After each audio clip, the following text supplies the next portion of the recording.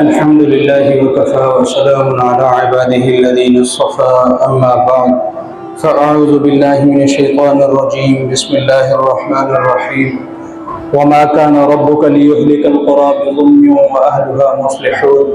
صدق الله العظيم وعن جرير بن عبد الله رضي الله تعالى عنه قال سمعت رسول الله صلى الله عليه وسلم يقول ما من رجل يكون في قوم يعمل فيهم بالمعاصي يقدرون على أن يغيروا عليه فلا يغيروا إلا أصابهم الله بعذاب من قبل أن يموتوا أو كما قال عليه الصلاة والسلام رواه أبو داود وابن ماجہ۔ معزز سامعین، اللہ تعالیٰ نے انسان کو دوسرے لوگوں کے ساتھ، دوسرے انسانوں کے ساتھ مل جل کر رہنے والا بنایا ہے۔ اسی لیے سائنس میں انسان کو سوشل اینیمل بھی کہا جاتا ہے کہ وہ مل جل کر رہتا ہے۔ ایسا نہیں بنایا اللہ تعالیٰ انسان کے انسان اکیلا ہی زندگی گزارے۔ انسان باقاعدہ انسانوں کے درمیان رہتا ہے، خاندان میں رہتا ہے، ایک گھر کے لوگوں کے ساتھ وابستہ رہتا ہے، دوسرے انسانوں کے ساتھ اس کو انسیت ہوتی ہے، اس کا واسطہ، اس کا لین دین، اس کی خوشی غمی، اس کا حضر اور سفر، اس کی کامیابی اور ناکامی باقی انسانوں کے ساتھ بھی جڑی ہوئی ہوتی ہے۔ تو انسان کو اللہ تعالیٰ نے دوسرے لوگوں کے ساتھ مل جل کر رہنے والا بنایا ہے، اور انسان جب دوسرے انسانوں کے ساتھ ایک ماحول میں مل جل کر رہتا ہے، اور چند افراد کا مل جل کر رہنا، اسی کو معاشرہ کہا جاتا ہے۔ تو گویا پورے معاشرے کی جو بنیاد ہے وہ ایک ایک فرد کے اوپر ہوتی ہے، یعنی ایک ایک فرد ملتا ہے تو کئی گھرانے بنتے ہیں، کئی خاندان بنتے ہیں، اور انہی گھرانوں اور خاندان کے مجموعے کا نام معاشرہ ہے۔ اب اگر ایک ایک فرد معاشرے کا، ایک ایک گھر معاشرے کا وہ اچھا ہوگا، وہ صالح ہوگا، تو اجتماعی طور پر وجود میں آنے والا معاشرہ بھی اچھا اور نیک ہوگا۔ اگر معاشرے کا ایک ایک فرد اس کے اندر اچھائی نہیں، اس میں برائی ہے، اس میں صلاح نہیں بلکہ فساد کا مادہ غالب ہے، تو پھر مجموعی طور پر، اجتماعی طور پر جو معاشرہ وجود میں آئے گا وہ فاسد معاشرہ ہوگا، بگڑا ہوا خراب معاشرہ وجود میں آئے گا۔ اب چونکہ نیکی کو دیکھ کے ہی پھیلتی ہے اور بدی کو دیکھ کے ہی پھیلتی ہے، کہ معاشرے میں انسان اگر اچھی باتیں سنے گا، اچھے کام ہوتے دیکھے گا، اچھی چیزیں سنے گا، دیکھے گا، اچھے لوگوں کے درمیان بیٹھے گا، ایسا ممکن ہی نہیں ہے کہ سارا دن اچھے لوگوں کے ساتھ بیٹھا رہا اور خیال اس کو برائی کے آنے لگے۔ تو اچھے لوگوں میں بیٹھے گا، اچھے لوگوں میں اس کا اٹھنا بیٹھنا ہوگا، تو اس میں بھی اچھائیاں پروان چڑھیں گی۔ اور اگر وہ بری سوسائٹی میں بیٹھے گا، اس کا بیٹھنا، بولنا، سننا، دیکھنا وہ اچھا نہیں ہے، خواہ وہ انسان ہو خواہ موبائل ہو، تو ظاہر ہے پھر اس کو خیالات بھی ویسے ہی آئیں گے، وہی چیزیں دیکھنے کا اس کے اندر جذبہ پیدا ہوگا جو اس نے سنا ہے، انہی چیزوں کے بارے میں ڈسکشن کا اس کا جی چاہے گا جو چیزیں اس نے دیکھی اور سنی ہیں، تو اسی طرح برائی معاشرے کے اندر پھیلے گی۔ تو جب انسان ایک دوسرے کے ساتھ رہتا ہے اور ایک دوسرے کے ساتھ رہنے سے اس کی زندگی بگڑ بھی سکتی ہے اور سنور بھی سکتی ہے۔ جب انسان کی زندگی معاشرے کے ساتھ اتنی مربوط ہے کہ معاشرے کے اچھے اور برے ہونے سے انسان کا اچھا اور برا ہونا لازم آتا ہے، تو پھر قرآن کریم، دین اسلام کی تعلیمات ہم میں سے ہر انسان کو اس سلسلے میں کوشش کرنے کی تلقین کرتے ہیں کہ معاشرہ بھی اچھا ہو،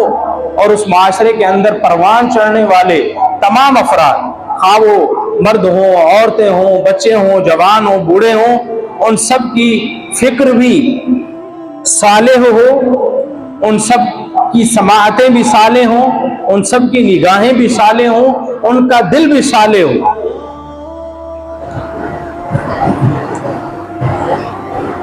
دل کفر و شرک سے، برائیوں سے، برے خیالات سے پاک ہے، اسی کو اللہ تعالیٰ نے فرمایا قلب سلیم، الا من اتی اللہ بقلب سلیم۔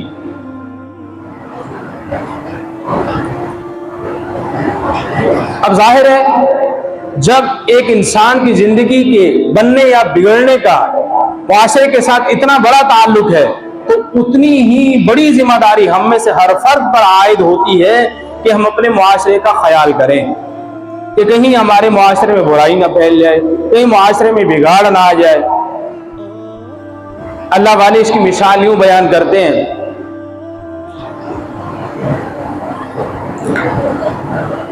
کہ معاشرے کی مثال کشتی کی طرح ہے، اور معاشرے میں بسنے والے افراد کی مثال کشتی میں سوار لوگوں کی طرح ہے۔ اور جو برائیاں ہیں، جو معاشرتی بگاڑ ہے، جو بے راہ روی ہے معاشرے کی، اس کی مثال اس سوراخ کی طرح ہے جو کشتی میں ہو جائے۔ اب اگر کشتی میں سب لوگ سوار ہیں اور کشتی میں سوراخ ہو جائے، اگر کوئی شخص بھی اس سوراخ کو بند کرنے کی فکر نہیں کرے گا، رفتہ رفتہ سب ہلاک ہو جائیں گے، پانی کشتی میں چڑھ جائے گا، کشتی کے اندر آ جائے گا، کشتی ڈوب جائے گی، سب کے سب تباہ ہو جائیں گے۔ ایسے ہی پورے معاشرے کے اندر جو کہ کشتی کی طرح ہے، اگر اس پورے معاشرے میں کہیں سے بھی برائی آ رہی ہے تو سب لوگوں کو مل کر چاہیے کہ وہ اس برائی کو ختم کرنے کی کوشش کریں۔ اگر کوئی یہ کہے گا کہ لو اس کا میرے اوپر تو کوئی اثر نہیں پڑ رہا، یہ تو فلاں کا بیٹا خراب ہوا ہے، یہ تو فلاں گلی اور محلے کی بات ہے، تو وہ وبا یا وہ برائی جو دوسری گلی اور محلے میں پھوٹی ہے، اگر اس کو بند نہ کیا گیا تو رفتہ رفتہ ہر گلی محلے اور ہر گھر میں وہ داخل ہو، اور پھر تمام گھرانوں میں، تمام خاندانوں میں اور تمام افراد میں وہ وبا اور وہ برائی اور وہ گناہ پایا جائے گا، وہ پھیل جائے گا۔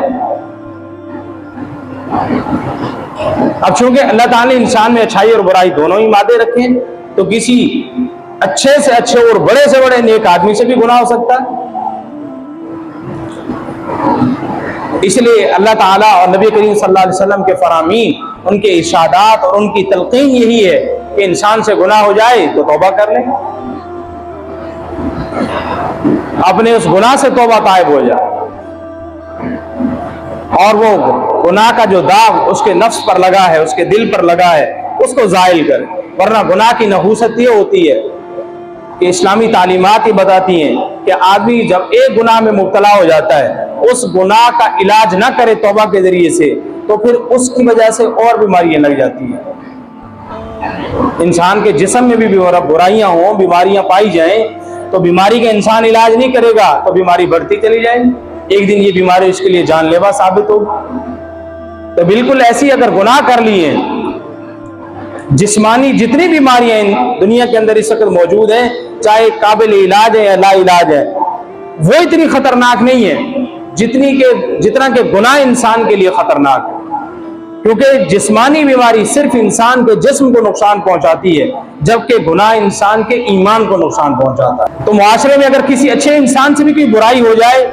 تو اس کے لیے فکر کی جائے کہ جو گناہ ہو گیا، جو غلطی ہو گئی، اس کا ازالہ کیا جا سکے۔ اسلام یہ کہتا ہے کہ جو معاشرے کے مصلح لوگ ہیں انہیں چاہیے کہ اس کو سمجھائیں کہ بھائی یہ تو اچھی بات نہیں، یہ تو بری بات، یہ تو گناہ کا کام، یہ تو بڑا گناہ ہے، کبیرہ گناہ ہے، آپ نے اللہ کو ناراض کر دیا، لہذا فوراً سے پہلے اللہ کے حضور توبہ طائب ہو جاؤ۔ کسی کو دکھ تکلیف پہنچایا ہے تو اس سے بھی معافی مانگ لو۔ تو میرے بھائی جب معاشرے میں اصلاح کی اتنی زیادہ ضرورت ہے، اچھا بگڑے ہوئے معاشرے کو سدھارنے کے لیے جو فکر اور جو کوشش کی جاتی ہے، یا معاشرے کے نیک لوگوں میں جو فکر موجود ہوتی ہے کہ یہ خرابیاں دور ہو جائیں، یہ بری چیزیں، بری عادات موجود ہیں، یہ ختم ہو جائیں، اسی فکر کا نام اصلاح معاشرہ ہے۔ اور انبیاء کی بعثت کا مقصد بھی،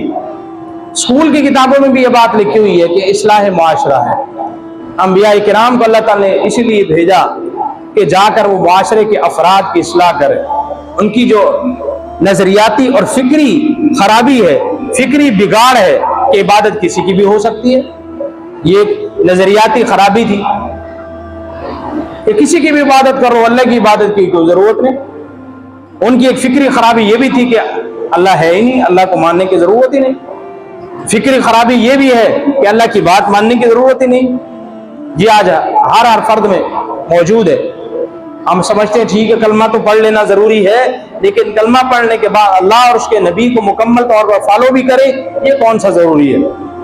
یہ کوئی ضروری نہیں، یہ ہم سمجھتے ہیں۔ تو اصلاح معاشرہ بہت اہم چیز ہے۔